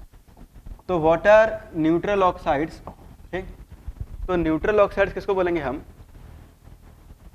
देखो एसिडिक ऑक्साइड जो है ये बेसिक सब्सटेंस के साथ रिएक्ट करेगा। इसी तरह से जो बेसिक ऑक्साइड है या बेसिक सब्सटेंस जो है वो एसिडिक सब्सटेंस के साथ रिएक्ट करेगा। ऐसा कोई कंपाउंड या सब्सटेंस जो ना तो एसिड के साथ रिएक्ट करे और ना बेस के साथ रिएक्ट करे, ऐसे सब्सटेंस को हम लोग क्या बोलेंगे, या ऐसे ऑक्साइड को हम लोग क्या बोलेंगे, न्यूट्रल ऑक्साइड। ठीक, ऐसे सब्सटेंस को न्यूट्रल बोला जाता है, जो ना एसिड के साथ रिएक्ट करे ना बेस के साथ रिएक्ट करे। तो ऐसे oxides, those oxides which do not react with acids or bases are called as neutral oxides। ऐसे ऑक्साइड्स जो ना तो एसिड के साथ रिएक्ट करें ना तो बेस के साथ रिएक्ट करें, तो ऐसे ऑक्साइड्स को हम लोग बोलेंगे न्यूट्रल ऑक्साइड्स। ठीक, अब देखो अच्छी बात यह है कि इस दुनिया में तीन ही ऑक्साइड्स हैं जिनका नेचर न्यूट्रल है, और ये तीन ऑक्साइड्स आपको बिल्कुल अच्छी तरह से याद होना चाहिए। तो सिर्फ और सिर्फ तीन ऑक्साइड्स हैं जिनका नेचर कैसा है, न्यूट्रल है। और वो कौन कौन से हैं, तो एक है आपका CO, एक है आपका NO और एक है आपका N2O। कौन कौन से, अब याद कर लो इसको, CO, NO और N2O। इन तीन ऑक्साइड्स का जो नेचर है वो क्या है, न्यूट्रल है। CO जो है इसको कार्बन मोनोऑक्साइड बोलते हैं, कार्बन मोनोऑक्साइड। ये एक टॉक्सिक गैस भी होती है क्योंकि ये हेमोग्लोबिन के साथ क्या बनाती है, कार्बोक्सी हेमोग्लोबिन, जो कि काफ़ी स्टेबल कंपाउंड है और हेमोग्लोबिन को वो कार्बोक्सी में कन्वर्ट करता है। इस कारण से हेमोग्लोबिन जो है वो ऑक्सीजन को एब्स्ट्रैक्ट करना जो है वो छोड़ देता है, और लैक ऑफ ऑक्सीजन से डेथ भी हो सकती है। इस कारण से CO एक टॉक्सिक गैस भी होता है। NO जो है इसको बोलेंगे नाइट्रोजन मोनोऑक्साइड या इसको नाइट्रिक ऑक्साइड भी बोलते हैं। क्या बोलते हैं इसको? Nitric oxide. और N2 जो है, N2O को नाइट्रस ऑक्साइड बोलते हैं, नाइट्रस ऑक्साइड, या फिर इसका एक और नाम है, इसको लाफिंग गैस बोलते हैं। क्या बोलते हैं इसको? Laughing gas. इसको सूंघने से पता ही है क्या होने वाला है, ठीक ना, नाम ही क्या है इसका, लाफिंग गैस, ठीक ना। तो आगे बढ़ते हैं। ये था आपका न्यूट्रल ऑक्साइड। लास्ट है fourth amphoteric oxide. Amphoteric oxides. तो देखो एसिडिक ऑक्साइड जो है ये बेसिस के साथ रिएक्ट करते हैं। बेसिक ऑक्साइड जो है ये एसिड्स के साथ रिएक्ट करते हैं। न्यूट्रल ऑक्साइड जो है ये ना तो एसिड के साथ रिएक्ट करते हैं ना तो बेसिस के साथ रिएक्ट करते हैं। और एम्फोटेरिक ऑक्साइड जो है ये एसिड के साथ भी रिएक्ट करते हैं और बेसिस के साथ भी रिएक्ट करते हैं। तो ऐसे ऑक्साइड्स जो एसिड के साथ भी रिएक्ट करे और बेस के साथ भी रिएक्ट करे, ऐसे ऑक्साइड्स को एम्फोटेरिक ऑक्साइड्स बोला जाता है।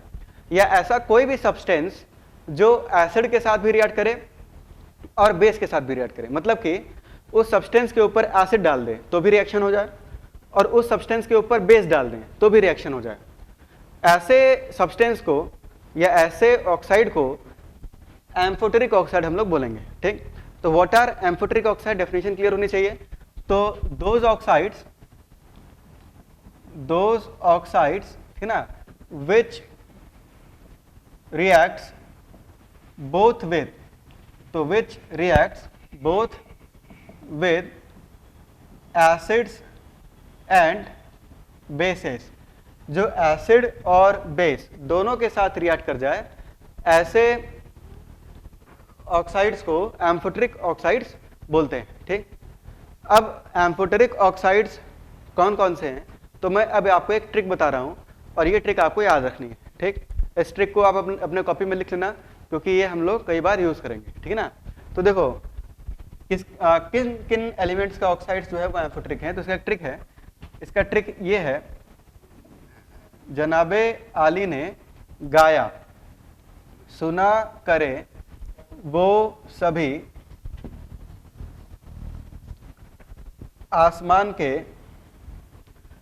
3533 प्रभु and +4 oxidation state of metal. ठीक, इतने एलिमेंट्स के जो ऑक्साइड्स हैं, ठीक ना, इतने एलिमेंट्स के जो ऑक्साइड्स हैं उनका नेचर कैसा है, एम्फोटेरिक है। यहाँ पे मैं ट्रिक लिख देता हूँ, ठीक ना, या इसको आप लोग लिख लेना, मैं रीड कर दे रहा हूँ। जनाबे आली ने गाया, ठीक, सुना करे वो सभी आसमान के 3533, कितने, 3533, 3533 प्रभु। तो फिर से रिपीट कर दे रहा हूं मैं, जनाबे आली ने गाया सुना करे वो सभी, ना, सुना करे वो सभी आसमान के 3533 प्रभु। इसके अलावा and +4 oxidation state of metal. अगर किसी मेटल का ऑक्साइड है और मेटल पे चार्ज +4 का है तो उसका जो ऑक्साइड है वो उसका नेचर भी क्या होगा, एम्फोटेरिक होगा। अब इसके बाद इसी और याद रखना इसमें कि जिस पे चार्ज मेंशन्ड है, जैसे क्रोमियम पे चार्ज क्या लिखा मैंने, 3+, तो क्रोमियम 3+ का जो ऑक्साइड होगा वो एम्फोटेरिक होगा। इसके अलावा अगर कोई दूसरे ऑक्सीडेशन स्टेट का ऑक्साइड है तो वो एम्फोटेरिक नहीं होगा। ठीक है, तो ये था आपका एम्फोटेरिक ऑक्साइड। और एक छोटा सा पॉइंट मैं और आपको बता रहा हूं यहाँ पे कि देखो, अगर कोई मेटल का ऑक्साइड है, मेटल ऑक्साइड, ठीक, और मेटल जो है ये एक्सेप्ट एम्फोटेरिक, मतलब कि मेटल जो है वो इनमें से कोई नहीं होना चाहिए। जैसे जनाबे आली ने गाया सुना करे वो सभी आसमान के प्रभु, इनमें से मेटल नहीं होना चाहिए, क्योंकि अगर इनका ऑक्साइड है तो उसका नेचर क्या है, एम्फोटेरिक है। भाई जैसे जिंक ऑक्साइड, तो जिंक ऑक्साइड का नेचर कैसा है, एम्फोटेरिक। बेरिलियम ऑक्साइड, उसका नेचर कैसा है, एम्फोटेरिक। एल्यूमिनियम ऑक्साइड Al2O3, उसका नेचर कैसा है, एम्फोटेरिक। ठीक, तो इन सब का जो नेचर है वो क्या है, एम्फोटेरिक है। अच्छा, अब यहाँ पे मेटल जो है वो इनमें से कोई नहीं होना चाहिए। अगर इनमें से कोई मेटल है तो सीधा नेचर क्या बताओगे? एम्फोटेरिक। अब कोई मेटल का अगर ऑक्साइड है तो मेटल पे जो चार्ज है वो +1 +2 +3 +4 +5 +6 +7, मेटल पे चार्ज मैक्सिमम +7 तक वेरी कर सकता है। जैसे सोडियम पे चार्ज कितना है? +1। आयरन पे चार्ज कितना होता है? +2 +3 होता है। अगर मैं मैंगनीज की बात करूं तो मैंगनीज पे मैक्सिमम चार्ज कितना हो सकता है? +7 हो सकता है। तो मेटल पे चार्ज मैक्सिमम +7 तक हम डील करेंगे, ठीक। तो देखो, अब मैं एक ट्रिक बता रहा हूं, इसको याद रखना है कि अगर कोई मेटल का ऑक्साइड है और अगर उस पर चार्ज +1 +2 +3 है, तो ऐसे केस में आप सीधा बोलोगे कि उस ऑक्साइड का नेचर है एसिडिक, बेसिक। उसका नेचर कैसा है आपका? बेसिक। ये डायरेक्ट बोलेंगे। फॉर एग्जाम्पल, जैसे मैंने लिखा यहाँ पे MgO, क्या लिखा मैंने? MgO। ये मेटल का ऑक्साइड है। अब ये भी ध्यान रखना, ये मेटल लिखा है, नॉन मेटल नहीं। तो ये मेटल का ऑक्साइड है, तो मेटल का ऑक्साइड और मेटल पे चार्ज कितना है? 2+, तो सीधा बोलेंगे इसका नेचर हो जाएगा बेसिक, ठीक। इसी तरह से अगर मैं बोलूँ आपसे Na2O, तो इसका नेचर क्या हो जाएगा? बेसिक। सोडियम पे चार्ज कितना है? +1। CaO, इसका नेचर क्या हो जाएगा? बेसिक। MnO, इसका नेचर क्या हो जाएगा? बेसिक। TiO, टाइटेनियम ऑक्साइड, इसका नेचर क्या हो जाएगा? बेसिक। तो इस तरह से डायरेक्ट हम बता सकते हैं। अच्छा, इसके बाद अगर किसी मेटल ऑक्साइड में मेटल पे चार्ज +4 का है तो उसका नेचर आपको सीधा बोलना है, उसका नेचर होगा एम्फोटेरिक। क्या होगा उसका नेचर? एम्फोटेरिक। फॉर एग्जांपल, जैसे अगर मैं बोलता हूं TiO2, टाइटेनियम डाइऑक्साइड, इसका नेचर क्या होगा? आप सीधा बोलोगे एम्फोटेरिक। क्या बोलोगे? एम्फोटेरिक, क्योंकि टाइटेनियम में चार्ज कितना है? 4+ का। इसी तरह से मैं बोलूँ MnO2, तो MnO2 का भी नेचर क्या हो जाएगा? एम्फोटेरिक, ठीक। क्यों? क्योंकि मैंगनीज पे चार्ज कितने का है? 4+ का, ठीक। तो इस तरह से अगर किसी मेटल के ऑक्साइड में मेटल पे चार्ज 4+ का है तो आपको सीधा उसका नेचर बताना है, उसका नेचर क्या होगा? एम्फोटेरिक। और अगर +5 +6 या +7 है मेटल पे तो उसका नेचर एसिडिक हो जाएगा। उसका नेचर क्या होगा? एसिडिक। जैसे अगर मैं पूछूं आपसे कि CrO3, तो CrO3 का नेचर क्या होगा? तो मैंने देखा कि क्रोमियम यहाँ 6+ पे, क्रोमियम मेटल होता है, मेटल का ऑक्साइड है और मेटल पे चार्ज कितने का है? +6 का है, तो हम सीधा बोलेंगे इसका नेचर है एसिडिक। इसका नेचर कैसा है? एसिडिक। इसी तरह से अगर मैं पूछूं आपसे कि Mn2O7, तो Mn2O7 या मैंगनीज 7+ में, ठीक। तो Mn2O7 जो है इसका नेचर कैसा होगा? तो इसका नेचर जो है एसिडिक हो जाएगा। क्या हो जाएगा? एसिडिक, ठीक। तो इस तरह से हम नेचर बता सकते हैं। लेकिन एक चीज ध्यान रखेंगे कि जैसे अगर मैं बोलूँ आपसे जिंक ऑक्साइड, तो कल को कोई मेरे को ये मत बोलना कि सर जिंक पे तो 2+ का चार्ज है और आपने पढ़ाया है कि मेटल पे चार्ज +2 का होगा, तो नेचर क्या बताएंगे? बेसिक। लेकिन मैंने यहाँ क्या लिखा हुआ है? एक्सेप्ट एम्फोटेरिक, मतलब कि इनमें से कोई एलिमेंट नहीं होना चाहिए। अगर इनमें से कोई एलिमेंट है, इनमें से, तो उसका ऑक्साइड हमेशा एम्फोटेरिक होगा। तो यहाँ पे जो जिंक ऑक्साइड है ये हमेशा आपका क्या होगा? एम्फोटेरिक। समझ में आता है ये चीज? तो अगर इनमें से कोई एलिमेंट का ऑक्साइड है तो आप बोलोगे कि जो नेचर है वो एम्फोटेरिक है। इनके अलावा अगर कोई मेटल है और उसका अगर ऑक्साइड है, तो अगर चार्ज +1 +2 या +3 है तो नेचर क्या होगा? बेसिक। +4 है तो नेचर क्या होगा? एम्फोटेरिक। +5 +6 +7 है तो नेचर क्या होगा? एसिडिक। कोई अगर आपसे रीजन पूछ ले इसका रीजन क्या है भाई, तो रीजन भी मैं बता देता हूं आपको। देखो रीजन क्या है, ठीक ना, कि ये बताओ कि जब ऑक्सीडेशन स्टेट बढ़ता है, ये क्वेश्चन है, ऑक्सीडेशन स्टेट के बढ़ने से, जब ऑक्सीडेशन स्टेट बढ़ता है तो इलेक्ट्रोनेगेटिविटी घटता है या इलेक्ट्रोनेगेटिविटी बढ़ता है? तो इलेक्ट्रोनेगेटिविटी भी बढ़ता है। ये पिछले क्लास में आपने पढ़ा है, ठीक ना। फैक्टर्स अफेक्टिंग इलेक्ट्रोनेगेटिविटी में आपको बताया है कि जब किसी एलिमेंट पे ऑक्सीडेशन स्टेट बढ़ेगा तो उसकी इलेक्ट्रोनेगेटिविटी भी बढ़ जाएगी। अच्छा, जब इलेक्ट्रोनेगेटिविटी बढ़ेगी तो नॉन मेटालिक कैरेक्टर भी क्या होगा? बढ़ेगा। ये आज ही पढ़ा आपने कि नॉन मेटालिक कैरेक्टर भी जो है वो बढ़ जाएगा। और जब नॉन मेटालिक कैरेक्टर बढ़ेगा तो नॉन मेटालिक ऑक्साइड कैसे होते हैं? एसिडिक होते हैं। तो जब नॉन मेटालिक कैरेक्टर बढ़ेगा तो ऑक्साइड्स का जो एसिडिक नेचर है वो भी क्या होगा? बढ़ जाएगा। इस कारण से जो एसिडिक नेचर है, तो acidic nature of oxides also increases. अब मैं एक क्वेश्चन दे रहा हूं और उस क्वेश्चन के साथ इस क्लास को खत्म करते हैं। क्वेश्चन ये है, क्वेश्चन से पहले एक चीज आप समझ लो कि देखो,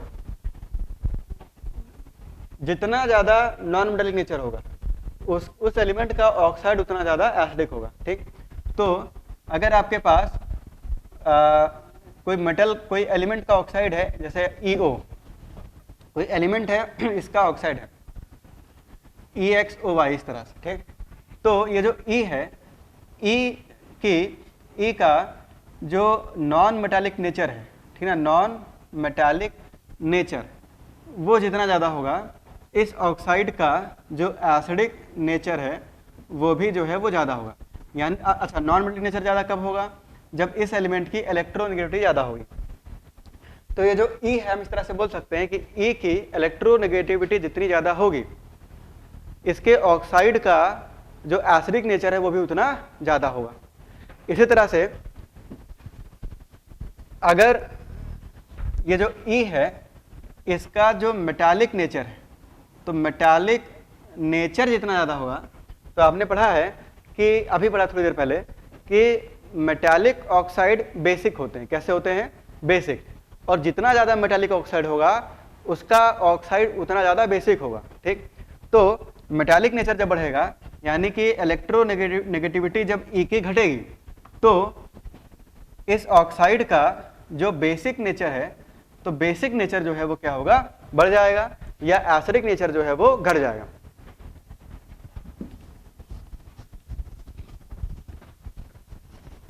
तो मैं एक जनरल ट्रेंड यहां लिख सकता हूं कि लेफ्ट टू राइट मूव करने पर, क्योंकि इलेक्ट्रोनेगेटिविटी बढ़ती है, तो ऑक्साइड्स का नेचर कैसा हो जाएगा? एसिडिक।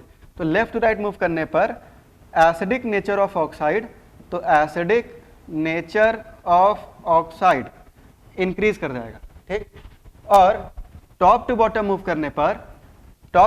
करने पर इलेक्ट्रोनेगेटिविटी घटता है या फिर मेटालिक नेचर बढ़ता है। इस कारण से जो बेसिक नेचर है वो क्या होगा? बढ़ जाएगा। तो यहाँ पे अगर देखा जाए, जो बेसिक नेचर है, तो बेसिक नेचर ऑफ ऑक्साइड जो है वो बढ़ेगा। एक क्वेश्चन दे रहा हूं मैं आपको,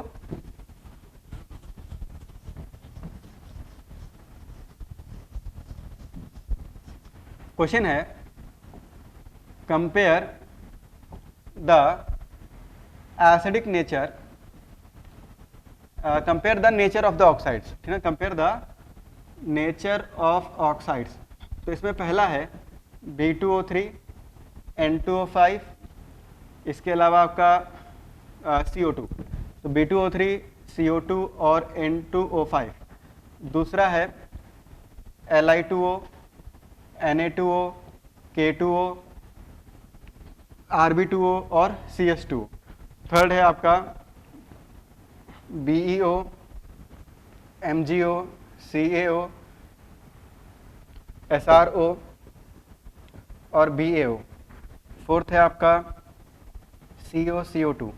फिफ्थ है आपका N2O3, N2O5, NO।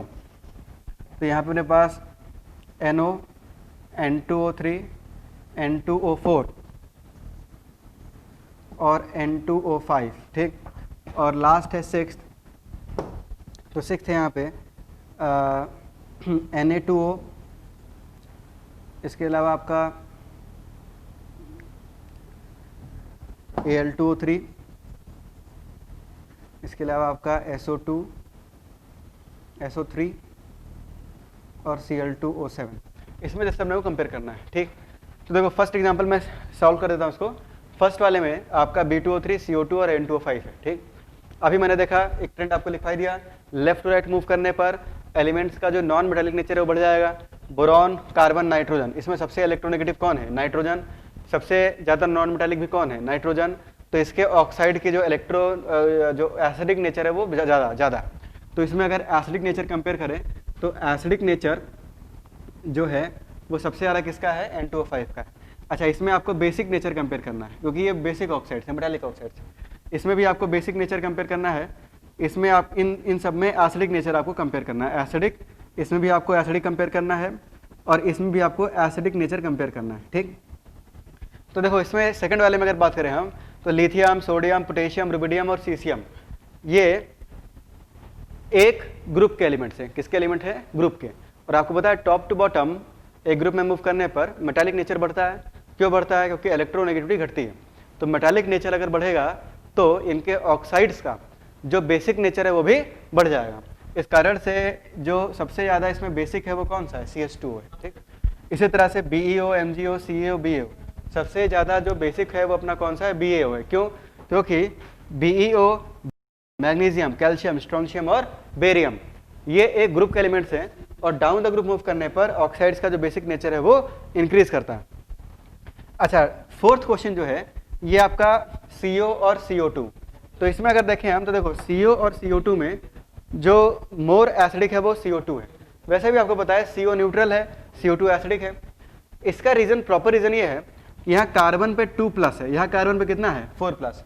अभी बताया मैंने कि ऑक्सीडेशन स्टेट के बढ़ने से एलिमेंट की इलेक्ट्रोनेगेटिविटी बढ़ती है और इलेक्ट्रोनेगेटिविटी के बढ़ने से नॉन मेटालिक नेचर बढ़ता है।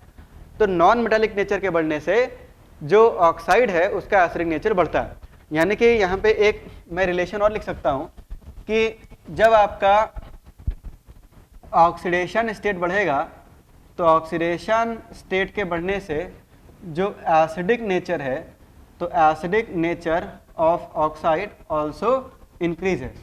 रीजन बता दिया मैंने, रीजन फिर से बोल दे रहा हूँ मैं कि जब ऑक्सीडेशन स्टेट बढ़ेगा तो ऑक्सीडेशन स्टेट के बढ़ने से एलिमेंट की इलेक्ट्रोनेगेटिविटी बढ़ती है, ठीक ना, जिसको प्रूफ किया था पिछले क्लास में। और इलेक्ट्रोनेगेटिविटी जब बढ़ेगी तो उसका जो नॉन मेटालिक नेचर है वो भी बढ़ जाएगा और जब नॉन मेटालिक नेचर बढ़ जाएगा तो उसके ऑक्साइड का एसिडिक नेचर भी जो है वो बढ़ जाएगा। इसीलिए आप सीधा इसको यूज करेंगे कि ऑक्सीडेशन स्टेट अगर बढ़ेगा तो एसिडिक नेचर भी बढ़ेगा, प्रोवाइडेड कि एटम सेम हो। जैसे यहाँ भी कार्बन, यहाँ भी कार्बन।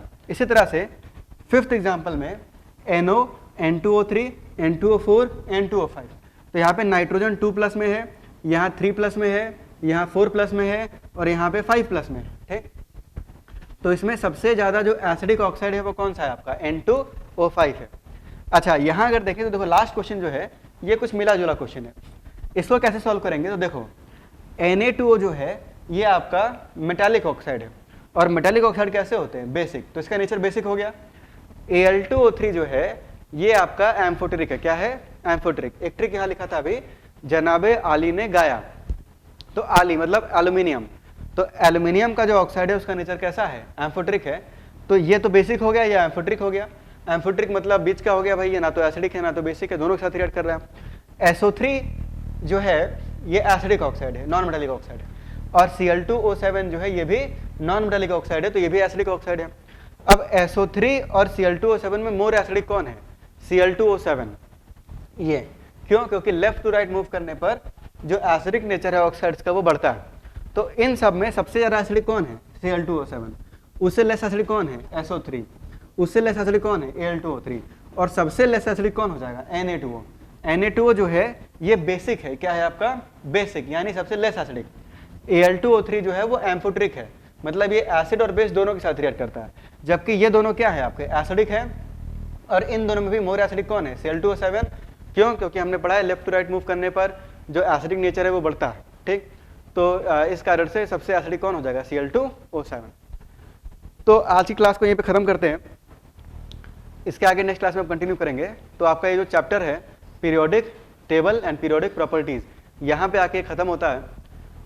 आपका जो होमवर्क है वो ये है कि आपको जो असाइनमेंट मिला है एक PDF के फॉर्मेट में है, उसके सारे क्वेश्चन अब आपको सॉल्व करने हैं और A to Z सारे क्वेश्चन आपसे सॉल्व भी होने चाहिए।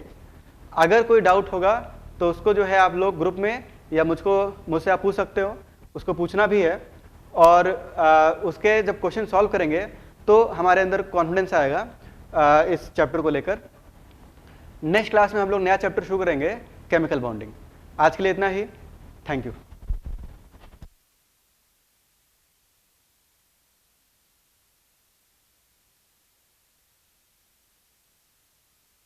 बायोम मेडिकल 2018 में रांची से बेस्ट एंड हाईएस्ट रिजल्ट देने वाला सिर्फ मेडिकल प्रिपरेशन का संस्थान biome, a leading institute for pre medical exam. और अगर आपका सपना है डॉक्टर बनने का, तो ये सपना पूरा करेगा बायोम इंस्टीट्यूट। आज ही ज्वाइन करें biome, Nagratoli near women's college and Shivpuri Tilban colony, opposite spring city mall, Hinoo, Ranchi.